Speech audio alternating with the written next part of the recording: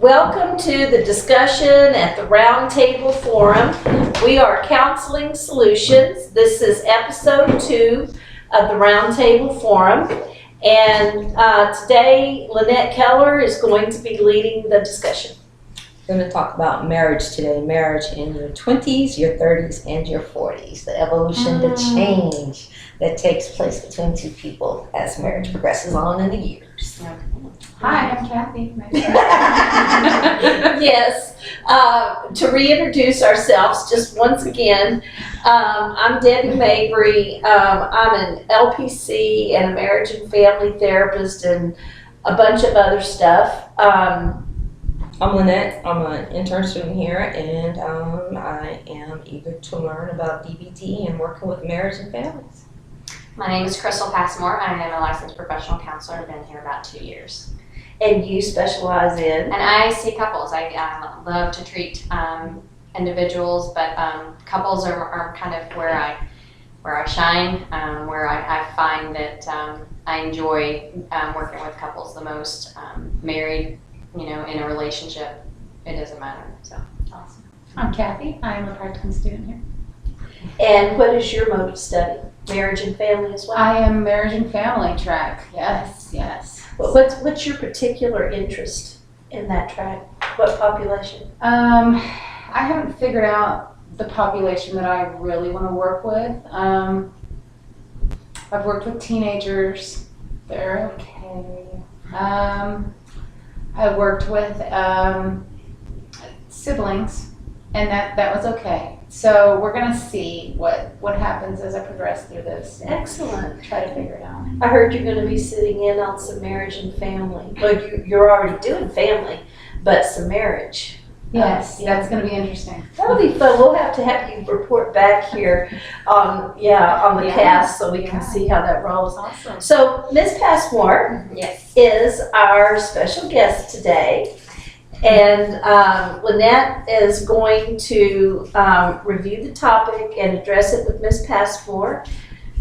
And it is about marriage in your 20s, your 30s, and your 40s, the change, the evolution that takes place between couples. And as they progress in their marriage and as they get older, the change, the shifts that take place. Okay. Well, I think a lot of kind of where my strengths are when I'm talking to couples is that I have experience in that area as well, personally. How many times you've been married? I've been married once, but I've been married for about 16 years. So, Wow. so I have a little bit of experience of being married in my early 20s and 30s, and 40s are still to come. But so there are definite major differences when you're first married. And the problems that you were faced with, the problems that come up, the issues that you were faced with. As a newlywed, it's usually all feel good and, everybody's happy. Nobody, really sees a whole lot of, there might be some bickering, but there are no real major, problems unless, they didn't address those before they got married.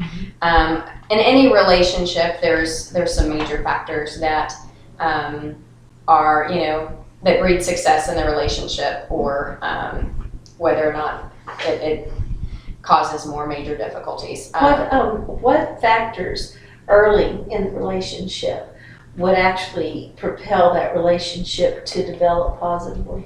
So I think, some key characteristics basically to having a successful, start to a relationship that is an ongoing thing that you want it to continue is that, one, that you have open communication with each other, that you talk about your feelings with each other, that you talk about problems in a solution-focused way. So you want to address a problem, not just to tell the other people how you feel, but to also fix the problem. How would we do that? So it's tricky.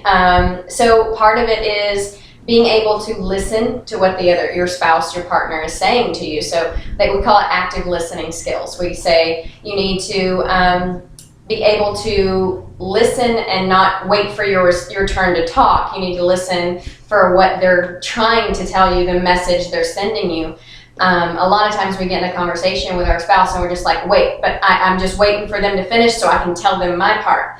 But that's not active listening. That's waiting for your turn, And a lot of times marriage and relationships are not about whose turn it is and who's right or who's wrong. It's about trying to find the solution together and try to find answers that work for both of you. And compromise is one of the biggest other key factors. Your ability to be able to say, I can sacrifice a little bit of what I want for the betterment of the relationship, and not just say I'm going to give in to everything that the other person wants either. You have to compromise on issues that are problematic, on anything. The small things can make a big difference too if they're not dealt with properly. So who takes out the trash can become I don't want to be with you anymore because you don't take out the trash like I asked. But if you address some of those things, some of those expectations, that's another big thing.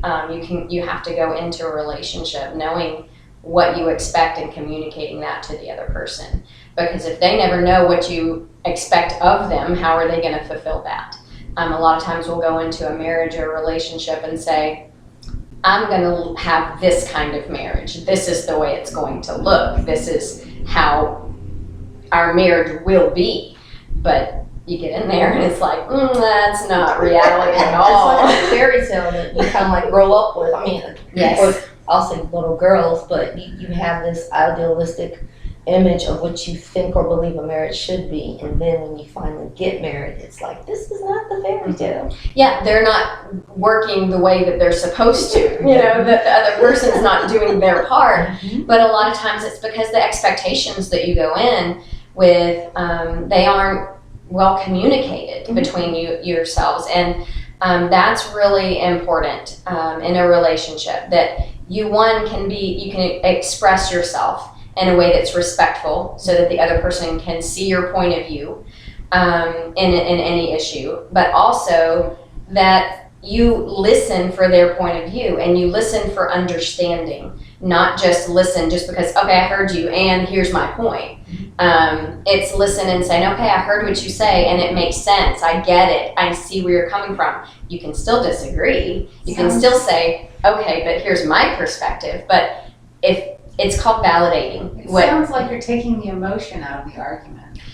A lot of times emotions complicate arguments, for sure. Because if you are heated and angry and you are going into a conversation wanting to just ream your partner and tell them how wrong they were, and you're not going in to solve the problem, then you're just going to do just that. You're going to, ream the other person, and you're not going to solve the problem. And it's you may have emoted very well. You may have gotten everything off of your chest, but you haven't solved the problem. What are your thoughts? I'm sorry about modeling the outside influence, like what you saw growing up, the relationship between your parents. It may not necessarily be the same dynamic as your partner. It may have been one way, and then over here it's something else, where it may have been a single parent, or it may have been two moms or two dads, or one parent was much older than the other.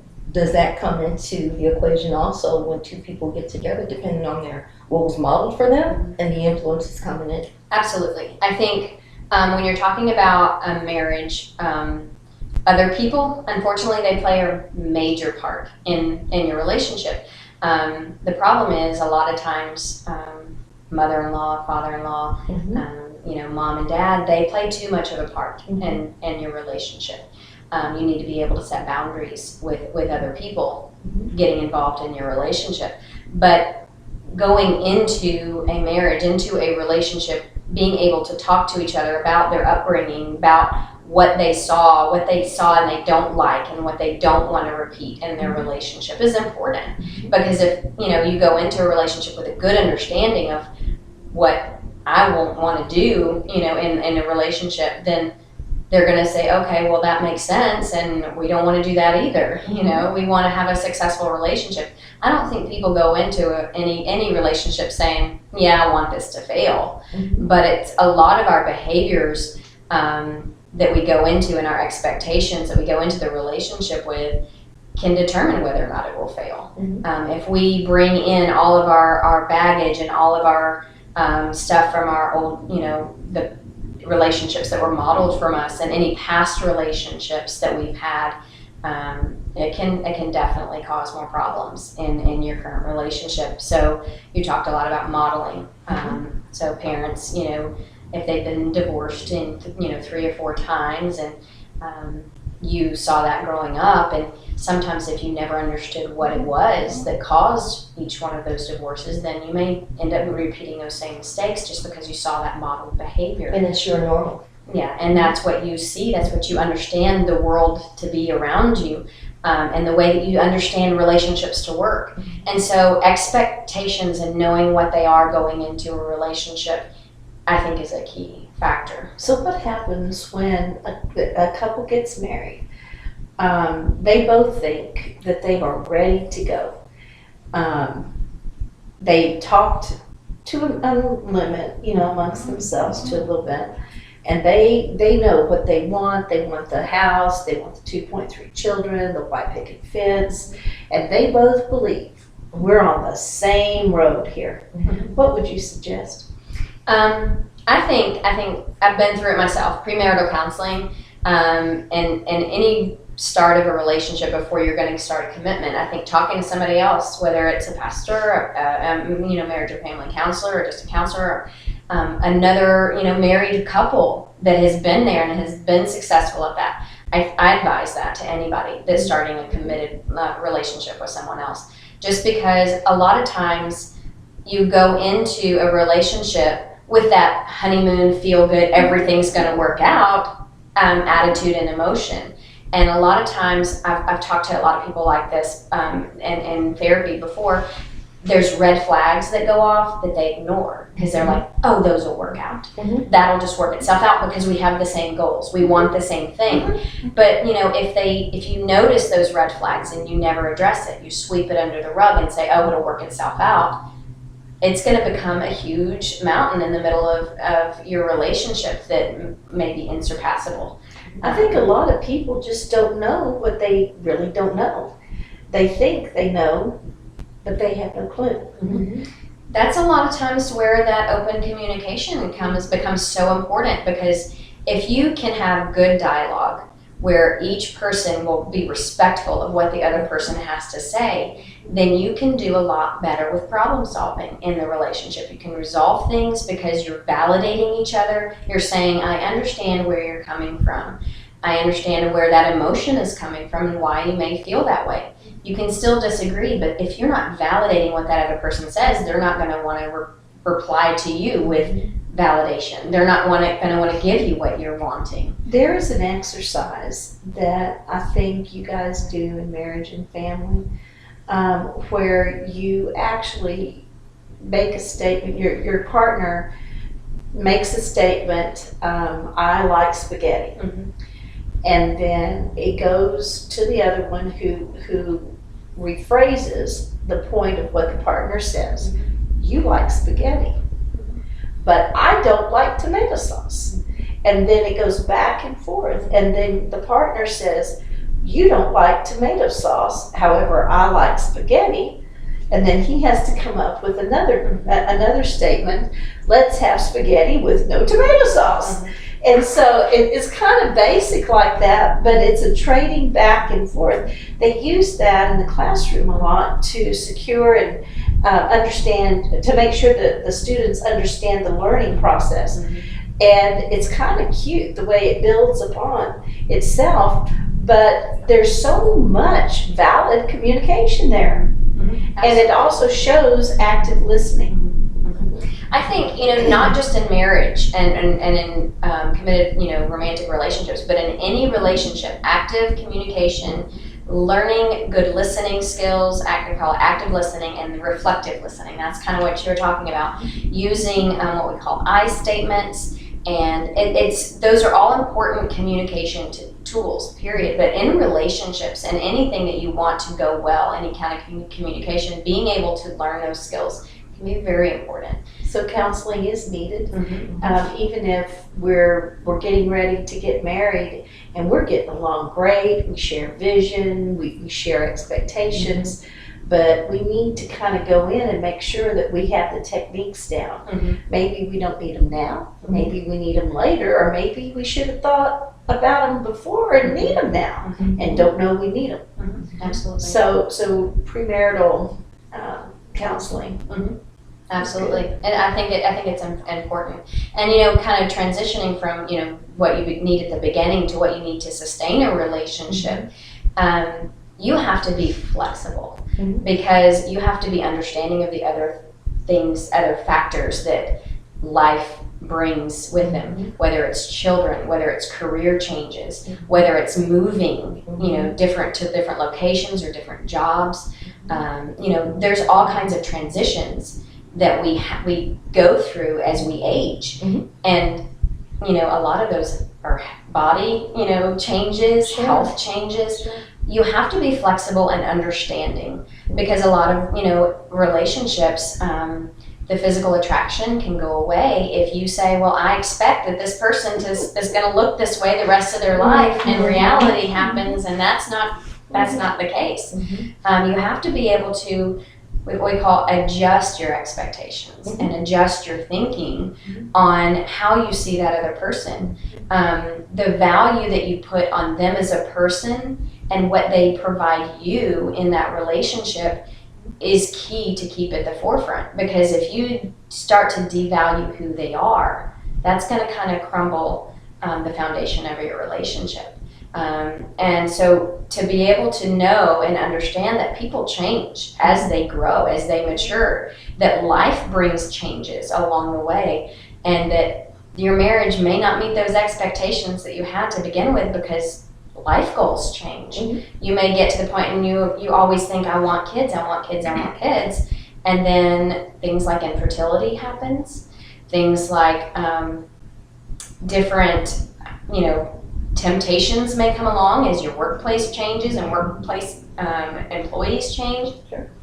You have to be able to remember that who you married is the person that you're supposed to value, and who they are as a person has to stay at the forefront of what you want, rather than he didn't give me that or she didn't do what I expected.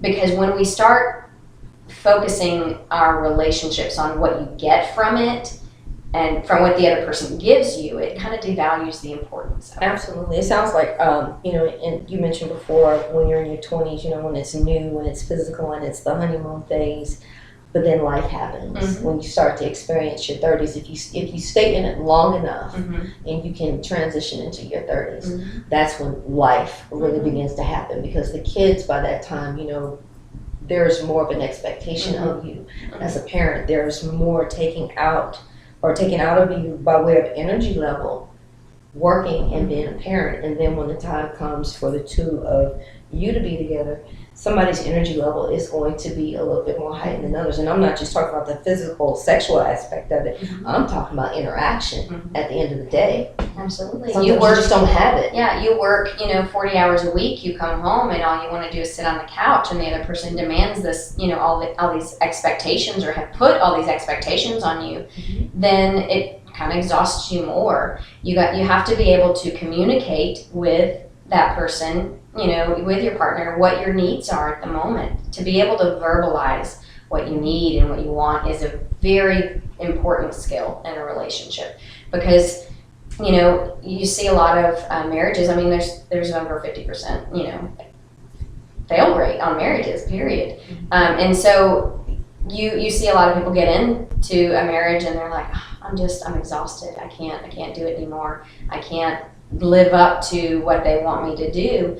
But they can't express that in a way that makes sense to the other person. Learning those skills of how to express what you want, what you need, what you feel are very important. And a lot of people, I mean, if you haven't grown up, you talked about, modeled behavior. A lot of people never had that modeled behavior, growing up. So they never learned how to express themselves, either emotionally or what they want or what they need.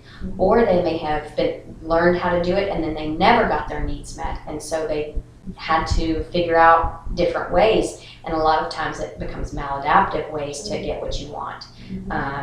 So going into a relationship, as well as trying to maintain a relationship, I think it's always healthy to go and talk to somebody to check in and say, hey, these are become, some major arguments that we've had over time. Because if you don't resolve those things, then guess what? They stay with you. Those major arguments, they don't go away.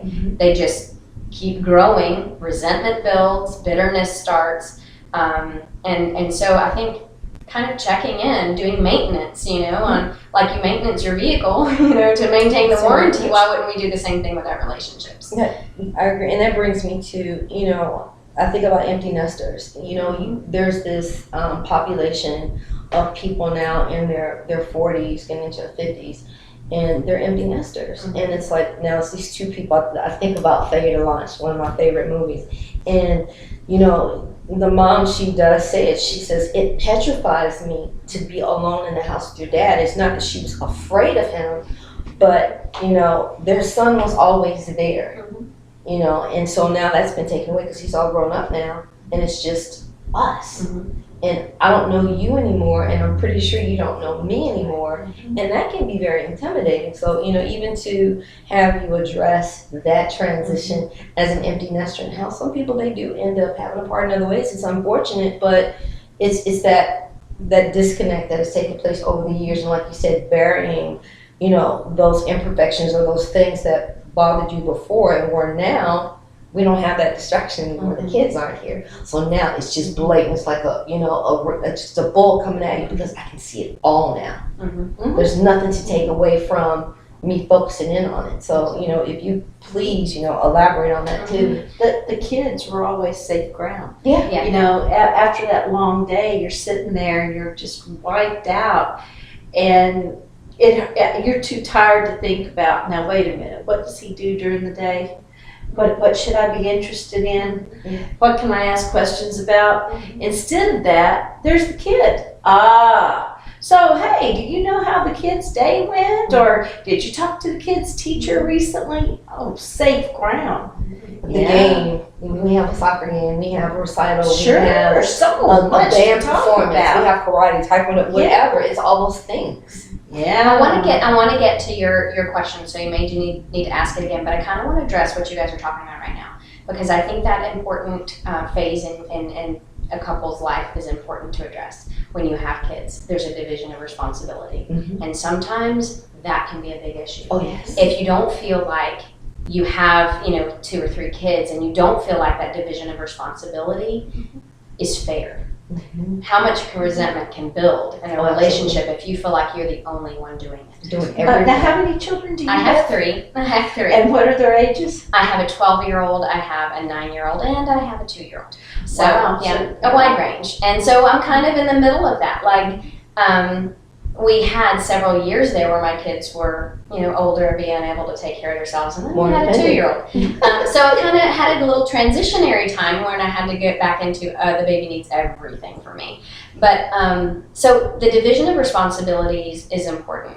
We have a lot of couples that may go into it with certain expectations. Again, it's important to understand that before going into it, where expectations may be, I'm going to work, she's going to stay at home, take care of the kids. If that's never talked about, imagine what it will be like when you hit that point in your life and you're like, expectations are different, and you're like, no, I don't want to do this all by myself.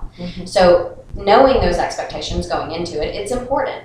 Having a fair discussion on who is responsible for what and how you're going to make it fair, and gaining a good understanding of what each other's sides of the coin are and where they're coming from can be vital to being able to survive those years, to make it to the empty nest syndrome. Because a lot of people, when they get to that point in their life, when they have kids and they have a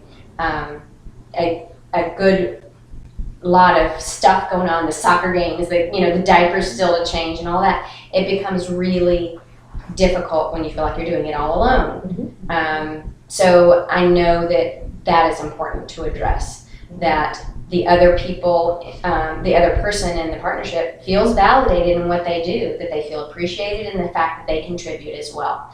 And to be able to communicate how you feel to that partner, because otherwise if you're mad at them slamming things around the house and they don't understand why you're mad because they didn't come home and pick up and change the kid, when he got home, they won't know why you're mad at them. And they'll keep doing it They'll because keep they don't doing know it. any better. They won't be able to They fix the don't problem. know what they don't know. Exactly. So that's important, to be able to compromise on a division of responsibility, which continues as you're older. The division of responsibility for, household chores, bill paying, Sure. who takes care of the car, who mows the lawn, who washes the dishes. It matters. It does. Those The are little stuff matters. fundamental issues. Yes. Where if you feel like you were the only one in the relationship doing any of that work, you're not generally going to be happy with that. So being able to have that frank discussion with your partner. Absolutely. And when you get to the point when those distractions are gone, when those kids are out of the house, and you're like, I have to be alone with them, and I don't know how to be alone with them because That's when you call your little distractions. hey kids, Come come visit. here. Sunday dinner. It's almost like, because it's a very big life change. It's a transition, and you transition multiple times in a marriage, in a relationship. As you transition, as you mature as a person, you're going to transition in your relationships.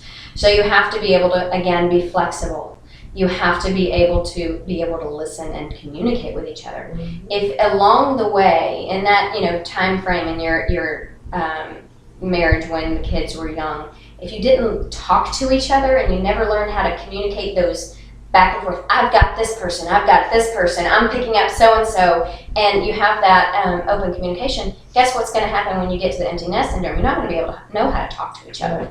So it's important to maintain those things. Again, going in for a maintenance checkup with a therapist doesn't hurt, because you are going through a transition. Sure. And also, it's a lot of times coincides with a transition in our individual lives, when a lot of times careers have stopped, retirement has hit, or you may get to that point in your life where you're like, I have different life goals for myself. People may call it things like midlife crisis or whatever. They realize they get to the point in their life, things are different. I want different things. To be able to be flexible and understanding and to communicate that to your partner is vital. We're going to go ahead and stop there today. The next segment that you'll hear from us will continue with Miss Keller and Miss Passmore. They're both military spouses. Miss Keller was in the military, and Miss Passmore's husband is retiring next month from the military after 20 years. Golly. So they're going to be talking to you in more depth, more detail about transitioning marriage with the military. Absolutely. See y'all later. Bye. Bye. Good weekend. Bye. Bye.